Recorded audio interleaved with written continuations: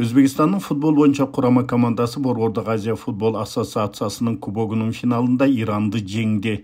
Oyun 8 сентябрда Ташкенттеги жаңы Олимпик стадионунда болуп, кожоюндардын кошумча убакыттагы жеңиши менен аяктады 1-0.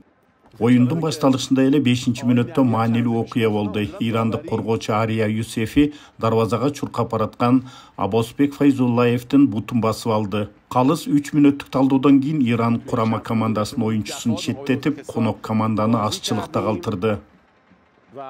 Сандык артыкчылыкка карабастан өзбекстандыктар негизги убакытта гол киргизе алышкан жок. Oyundun негизги убактысы 0-0 эсебинде аяктады. Жана бул Өзбекстан менен Ирандын ортосундагы oyundun негизги убактысы тең чыгуу менен аяктаган 5-учур болду.